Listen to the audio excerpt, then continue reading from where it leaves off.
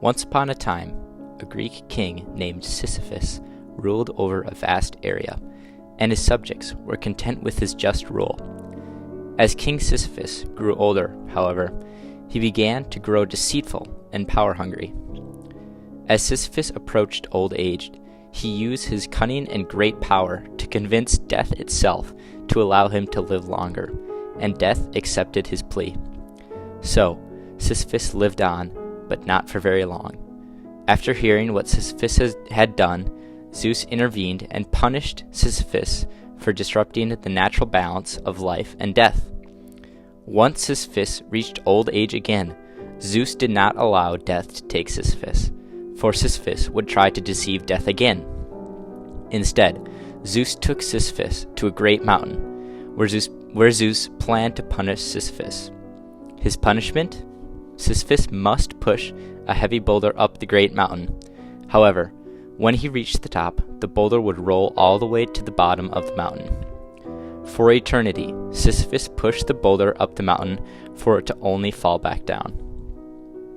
This is the widely known myth of King Sisyphus and his punishment. So, of all the stories in the world, how has this one prevailed for thousands of years? This is because this story holds an essential truth of human existence. Sisyphus' story speaks to the meaninglessness that humans perceive life itself to have. Taking this one step further, Sisyphus represents a person's ability to find meaning within the meaninglessness of life, because of the meaninglessness of life.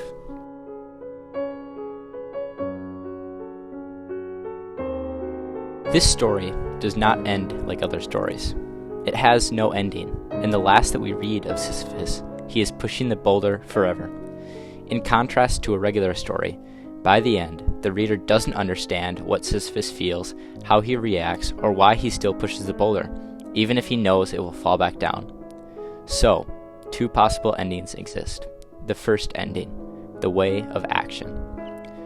Sisyphus pushes the boulder up the mountain to have it fall back down. He walks down the mountain and forever pushes the boulder back up. The second ending, the way of inaction. Sisyphus, after a couple rounds of going up the mountain and coming back down, gives up on pushing the boulder because it is futile to do so. He sits and does nothing for eternity. For us to understand Sisyphus' reality, we must examine what he might feel in these two endings. In the first ending, Sisyphus has a purpose, to push the boulder up the mountain. While this purpose is meaningless because the boulder falls back down, Sisyphus is forever fulfilled by a task he has chosen to do so. On the other hand, Sisyphus in the second ending sits forever, with no purpose and doing nothing. So, the question is, which fate would Sisyphus choose? Sisyphus, in popular history, has always chosen to push the boulder. This gives his life meaning, even if the task itself is meaningless.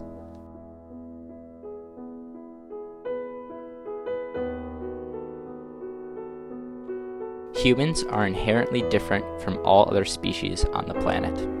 We humans are the only ones who are conscious of our own consciousness. Look at any animal in the world. While a dog might know that it is alive, a dog does not know that it is a dog. This is different for humans. Humans know that we are humans, but we do not know why we are here. Jean-Paul Sartre, a 20th century French philosopher, coined the phrase existence before essence to describe this phenomenon.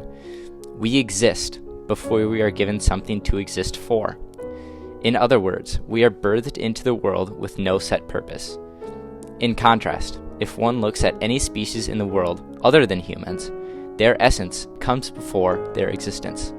They have an innate purpose set before they exist, to hold nature in balance and reproduce.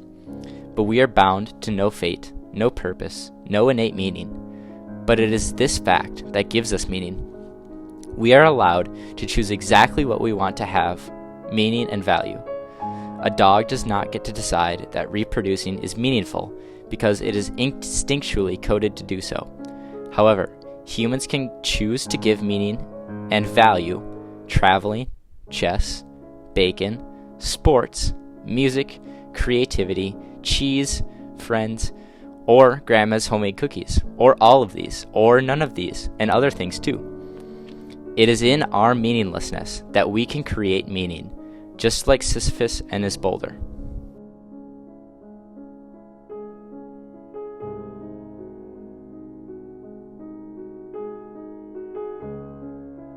To understand the thought process of Sisyphus when he chooses to push the boulder, we must first look at what is called the absurd.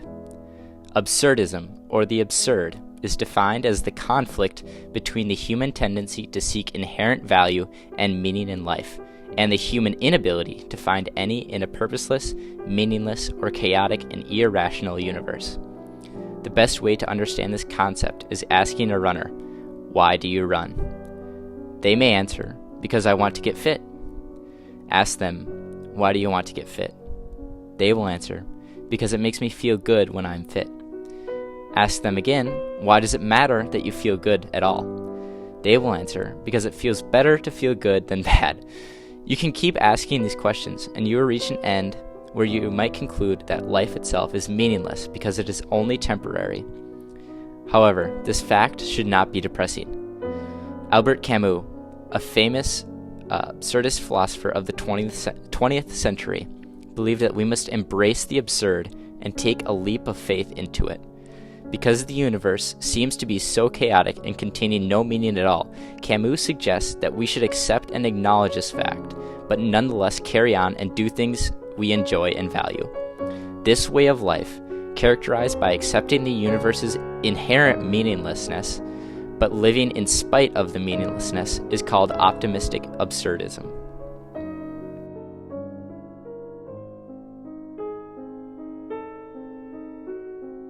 With a fate like Sisyphus's, many people question if one could ever be happy.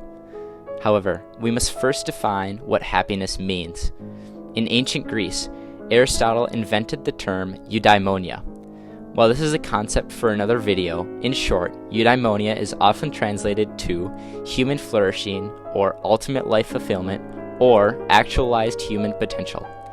Although it can be argued that Sisyphus is not fulfilled by his task, I will argue that because Sisyphus has a single, simple purpose and he is fully completing his task, that he is fulfilled and happy with his life, and possibly reaching eudaimonia. Albert Camus again wisely states that the struggle itself towards the heights is enough to fill a man's heart. One must imagine Sisyphus happy. However, what does Sisyphus' story teach us about our own happiness? Sisyphus teaches us that the things we choose to value and have meaning to will provide us with the most happiness. Perhaps the reason that runners are some of the most happy people in the world is because they decide to give purpose and meaning to running, and therefore are fulfilling their purpose every day that they run. As one of today's most well-known psychologists, Jordan Peterson, states, "Pursue what is meaningful and not what is expedient or easy."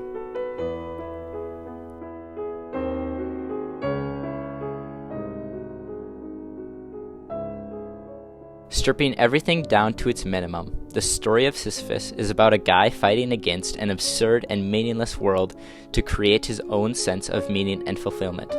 We can learn how to pursue happiness through Sisyphus' story.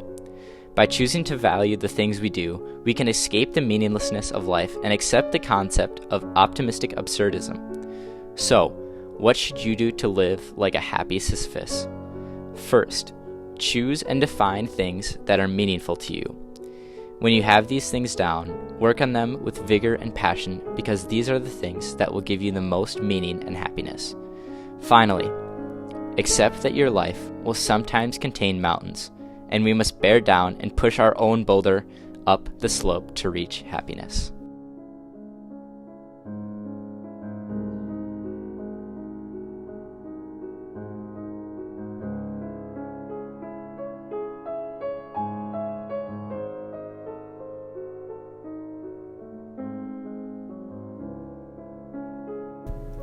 Hey guys, this is post-editing Colton, and I just wanted to say that it was a lot of fun making this video, and I've been getting into a lot of philosophy lately, and I really want to make more videos like this, so any criticism, constructive criticism, is super accepted, and I'll definitely take that into account when making new videos. Otherwise, tell me how this one was. Did you guys like this kind of video? I definitely liked making it, even though it took a long time. But yeah, thanks for watching, and hope you guys have a good day.